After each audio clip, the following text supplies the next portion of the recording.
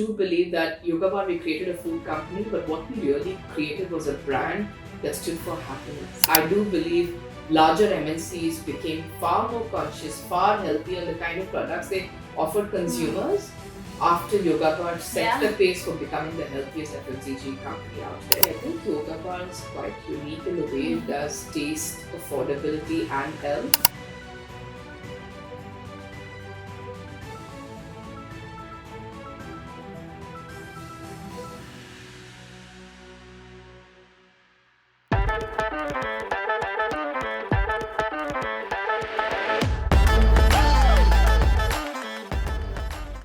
Thanks, Suhasini, for doing this with us. I know it's been long since we've been talking to each other, but finally we've gotten the time to do it. So welcome to our show, Wiping Out the Norm. You've clearly wiped out the norm in the way that you've been one of the first few ones in the D2C space who have found a strategic acquirer in the form of a conglomerate.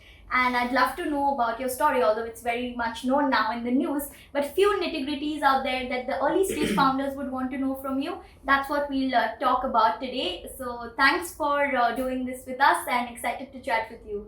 Thanks, Radhika, for having me. I know you did a post when the acquisition news was announced, and I saw people pinging me from all over.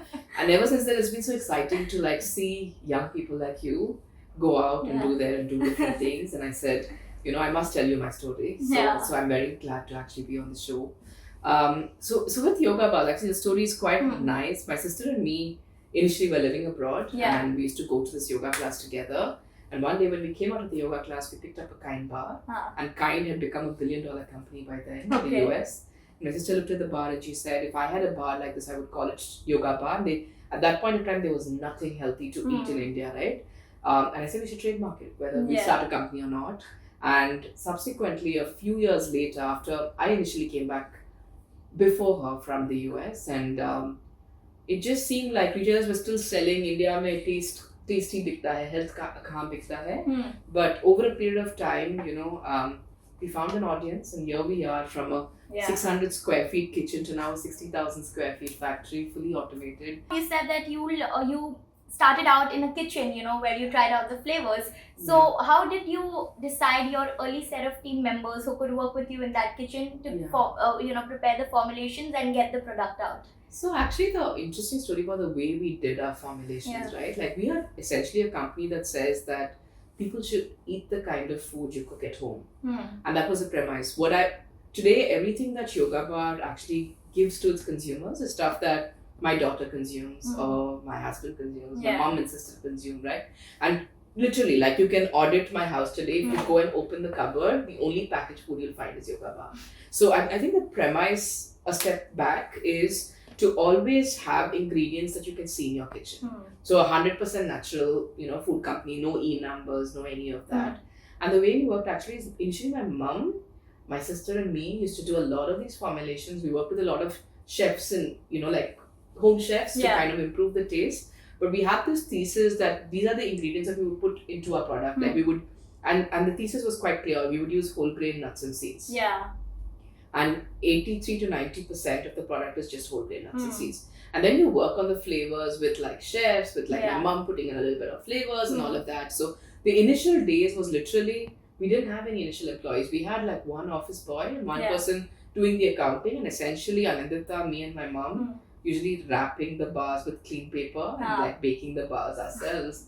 And that's really how we started. But how did you have this conviction that what you're making will have a market and customers will love it? Did you have that conviction when you started, as you have today? Did we know for sure it would work? Absolutely not. It was a lot of hard work. Food as a category to build in D2C is really hard. Because the Indian consumer is extremely discerning, and the only way to build a food brand is if you have a lot of repeat sales. You need to have those wonderful products that people really want to make a habit.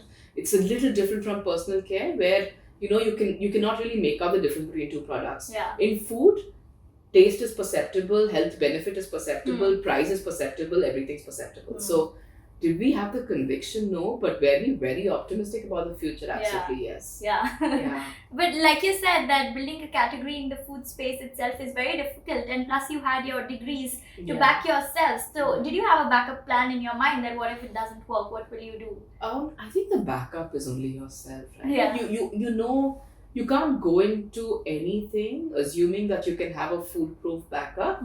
But what you can do is really limit the way you have your own needs, right? Like, I mean, what do you need a backup for? Like, in the end, it's only about food, clothing, and shelter, right? Like, and if you kind of limit the kind of things you want out of your life, that is your backup. So I do believe that when we went about, and we're lucky that way. We come from a family where we don't really accumulate too many things.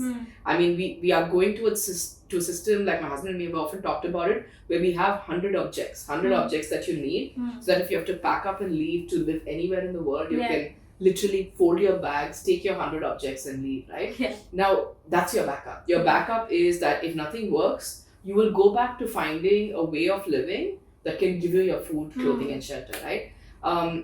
Also, interestingly, the reason why we kind of set up a food business, although it was a less glamorous business to set up, is because we believe that if you have to change something fundamental, it's better to change it in what could impact people's life the most.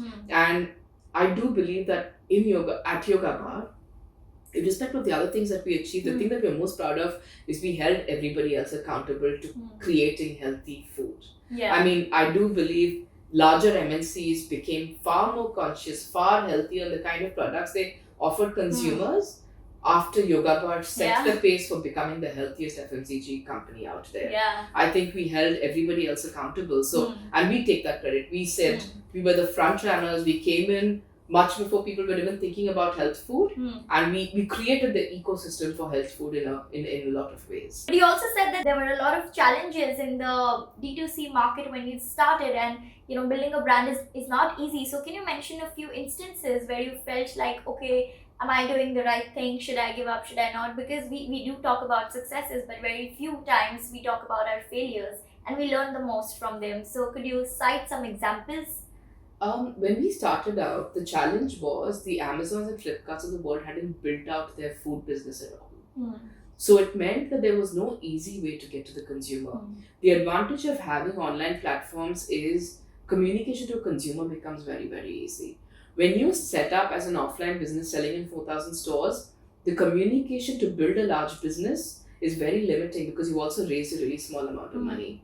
I think there are two things that we maybe could have done differently.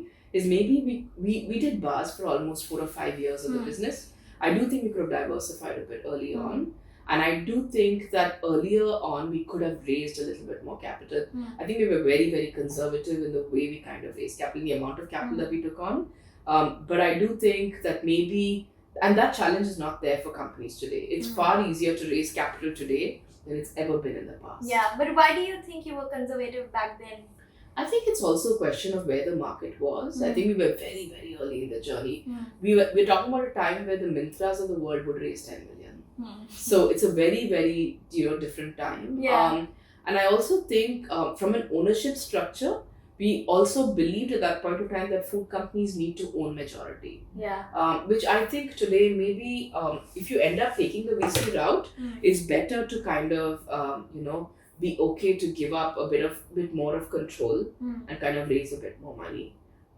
Because you will have market cycles. It was difficult to see for anybody. I mean, a lot of D2C companies are struggling today because it was difficult for them to time the market of fundraising. Markets today are not as easy as the markets were before. But if you raised a lot more money, it would have been far easier to kind of tide over these times. Can you tell us how your first round of angel investment looked like? How did you convince your first set of investors? Actually, that's an interesting question. So I was actually on the board of a couple of companies I was doing the accounting outsourcing for. And Kawal happened to be the investor on the other side. And one day after a board meeting, I was asking Kawal, I was telling him about the Kind Bar story. And he was like, I'll give you some money. If you end up setting up a company, give me shares in the company. Or else just consider this an investment because of me encouraging entrepreneurs. And that's really how we started. So it was just literally Kawal encouraging us to go out there and really try. My God, that's quite interesting. Can you tell us how this process of finding a partner like ITC looked like? Because I know it takes long to decide and come on mutual terms. Yeah, so actually for us, even the process of looking at a strategic happened because a very, very large strategic actually was an inbound request. So we had a lot of inbound requests because people wanted to foray into breakfast, and we were the largest brand after Kellogg's. Yeah. So from that perspective, there were a lot of companies that had inbound requests, and then we were in talks with at least 4 or 5 of them, and then we finally zeroed in on ITC because we do believe that they have the experience of nurturing brands, and they were late to the FMCG journey, but they've managed to create such beautiful brands out of Ashirwad and Sunfeast and Yippee and all of that, and we believed that the team was super aggressive, and we really liked that. So from that perspective, we think that we found the right home. I feel like while valuation wasn't the decision-making criteria, I would say it was how much we liked the team. There are so many different competitors also coming in, like Whole Truth Foods, which are catching up on the way that you've also built. So do you anytime fear competition reaching your heights, or do you feel that it's good that many people are eating more healthy choices from different other brands also? Yeah, I mean, it's an interesting question. I think it takes a great amount of skill to have a combination of being affordable, doing health first products, because I think some of these companies have also started doing chocolates and doing various other things that take away a bit from the brand, right? We focus on primarily breakfast and snacking, and we focused on healthy products that we would otherwise serve our own family. And I believe that would take us a long way. We've also built the most formidable brand in food. Like no one's come close. The closest competitor is 1/10 our sales. So, from a perspective of, so it's going to take although a lot of these companies have also raised as much capital as us. So it's going to be difficult to get everything right. So we don't fear it, and we are happy for more people to come in, because the more people eat healthy, we believe we'll be the first ones to make this journey happen for everyone. So. Yeah, like you said, you've given a sweet lesson to conglomerates. So of course, startups will learn from them and your brand both. What's your leadership style like? Because I'm sure it must have changed over a decade now, or has it remained the same? No, I think I'm quite I'm a bit soft spoken. I tend to be very firm. But I'm also a big believer that people need to be treated equally. People need to be treated with a certain sense of fairness.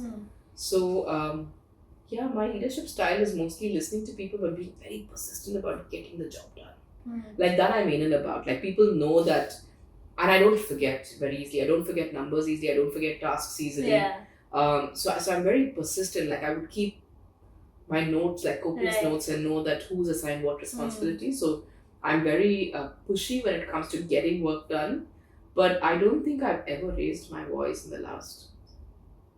I've never raised my voice at work. I actually probably never raised my voice even personally. So I'm not somebody who gets angry very easily or gets perturbed easily. Quite peaceful that way. I think yoga actually has helped you build that. I don't know. Maybe it's just personality. I don't know whether I can attribute it to anything. Right. And this also brings me to a follow-on basis what you said, that you want to get your job done, but how do you really get the best out of your people? How do you maintain that work culture? I think I believe that good bosses give their teams space. You have to give your team enough time, but hold them accountable. And by telling people that they can do a better job and being very focused on the feedback loops that you give your employees, you can bring the best out of them. I don't believe the best cultures are the ones that really harass people or have these alpha personalities who just throw things and all of that. I think beautiful things can be achieved by a group of people who just have drive, who believe they're working in an organization that looks after them, and who are given constant good feedback. Yeah, but a lot of entrepreneurs have this culture of hire fast, fire fast equally, because the investors also pressurize them. We've never in the company ever fired Anyone? Anybody. Wow. Not in a downturn, not in any kind of system have we ever fired. we've given people feedback on their performance, and people might have left us for reasons because they believe they have better opportunities. Yeah. But we've never given a pay slip. Ever. Wow. Ever. Yeah. It's actually a good note to. Yeah. Even during the last year when our fundraise was Yeah. a bit pushed or whatever, we've never fired anybody. We'll move into the last segment of our conversation, which is the rapid fire round. Starting off as to which has been your most fond childhood memory? So many. Probably living in Chitrakoot apartments, and my father once on my first birthday bought me a really beautiful gift.